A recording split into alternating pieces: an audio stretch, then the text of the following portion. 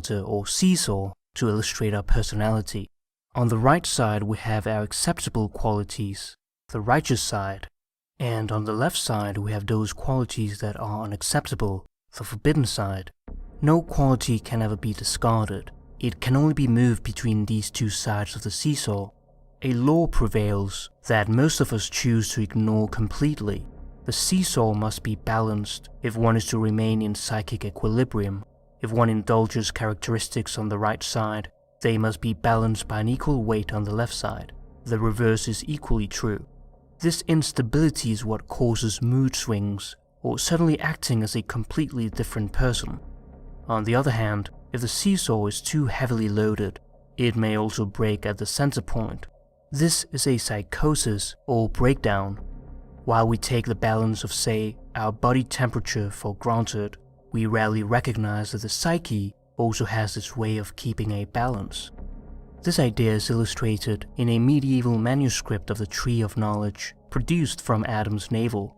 On the left, the Virgin Mary is clothed as a nun, picking fruit from the tree and handing it out to a long line of penitents for their salvation. Eve, naked, stands on the right, picking fruit from the same tree, handing it out to a long line of people for their damnation. This single tree gives a dual product. Whenever we pluck from the fruit of creativity, our other hand plucks the fruit of destruction. We would love to have creativity without destruction, but that is not possible. Our resistance to this insight is very high. The prevailing attitude of goodness or sainthood is to live as much as possible on the right hand, the good side of the seesaw. But such a condition would be unstable. The holy place is the center point. While we must hide our dark side from society, we should never hide it from ourselves.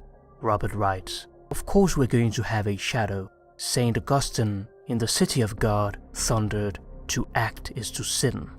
To create is to destroy at the same moment. We cannot make light without a corresponding darkness.' India balances Brahma, the god of creation, with Shiva, the god of destruction, and Vishnu sits in the middle, keeping the opposites together. No one can escape the dark side of life, but we can pay out that dark side intelligently. The balance of light and dark is ultimately possible and bearable." This is one of Jung's great insights, that the ego and the shadow come from the same source and exactly balance each other. To make light is to make shadow. One cannot exist without the other. To own one's own shadow is to reach a holy place, an inner center not attainable in any other way. To fail this is to fail one's own sainthood and to miss the purpose of life. It is not perfection that we must strive for, but wholeness. This is how the joy of life is created. It is embracing our own humanity, our strengths and flaws, and not a one-sided goodness that has no vitality or life. Robert writes, "I remember a weekend when I put up with very difficult guests who stayed days beyond their invitation. I exercised Herculean patience and courtesy and sighed in great relief when they left. I thought I had earned something nice by my virtue, so I went to the nursery to buy something beautiful for my garden. Before I knew what was happening, I picked a fight with the nurseryman and made a miserable spectacle of myself. Since I did not pick up my shadow consciously, I landed it on this poor stranger. Balance was served, but in a clumsy and stupid way. One has to honor one's shadow, for it is an integral part of oneself, but one must not push it onto someone else. The shadow will claim its dues in some form, intelligent or stupid. Projection is always easier than assimilation. It is only possible to do one's best and live a decent civilized life if we acknowledge this other dimension of reality.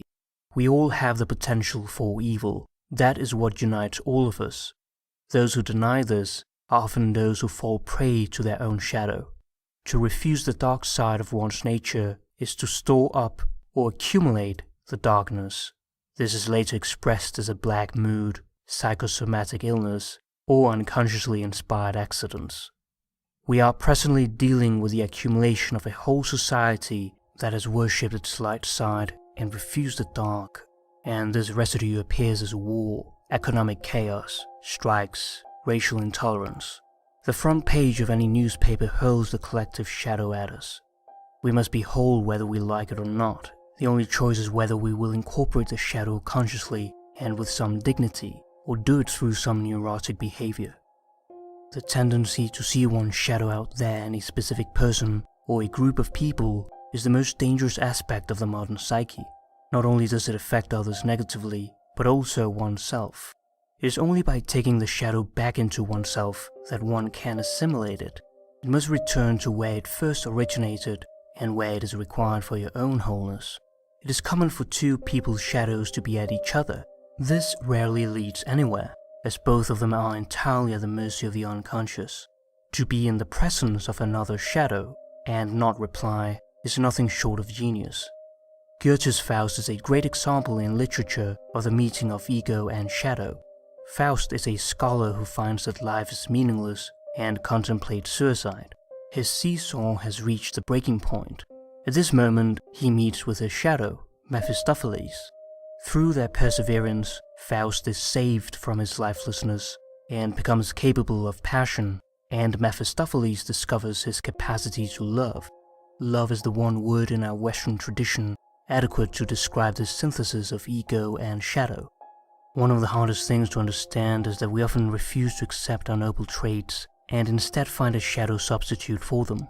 People are as frightened of their capacity for nobility as of the darkest sides. If you find the gold in someone, he will resist it to the last ounce of his strength. This is why we indulge in hero worship so often. All our energy lies in our shadow, and ignoring it makes us feel lifeless, exhausted and lazy. A confrontation with one's shadow fills one up with energy and stamina, which we can use for our daily tasks and work. Robert writes, "A wise woman once showed me how to get more energy when I complained that I was exhausted before lecturing. She instructed me to go to a private room just before the talk, take a towel, dampen it so it would be very heavy, then throw the towel, wrapped up in a ball, at the floor as hard as I could, and shout. I felt infinitely foolish doing this, for it is not my style. But when I walked out to the lecture platform after such an exercise, there was fire in my eyes. I had energy and stamina and voice. I did a courteous, well-structured lecture. The shadow backed me, but did not overwhelm me." Parrots learn profanity more easily than common phrases. Since we utter our curses with so much vigor, the parrot doesn't know the meaning of these words, but he hears the energy invested in them. Even animals can pick up on the power we have hidden in the shadow. In middle age, one gets tired of the involuntary round trips between the two ends of the seesaw. To our surprise, that middle ground is not the great compromise that we feared, but the place of ecstasy and joy. If we learn how to take the energy of the shadow and use it correctly, it can set the stage for a whole new phase of life. In a shadow ritual, one must find one of the left-hand contents and give it expression in some way that does not damage the right-hand personality. One can offer a sacrifice in multiple ways, such as writing the shadow material down and then burning the paper. A symbolic or ceremonial ritual affects one as much as any event, as long as it means something for you. All healthy societies have a rich ceremonial life to pay out their shadow in a symbolic way, through fasting, sacrifice, sexual abstention, etc. We must acknowledge the whole of reality, destruction and creation, evil and redemption. Our fondness for the light blinds us to the greater reality and keeps us from this larger vision of wholeness. Paradox is that water of life we need so badly in our modern world. All the great myths give instructions on this subject and remind us that the treasure will be found in one of the least likely places. Strangely, the best can come from the most neglected quarter. We will go to almost any length to avoid this painful paradox, but in that refusal, we only confine ourselves to the useless experience of contradiction. Contradiction brings the crushing burden of meaninglessness. One can endure any suffering if it has meaning, but meaninglessness is unbearable. Contradiction is barren and destructive, yet paradox is creative. It is a powerful embracing of reality. Every human experience can be expressed in terms of paradox. Day is comprehensible only in contrast to night. Masculinity has relevance only in contrast to femininity. Activity has meaning only in relation to rest. Up is only possible in the presence of down.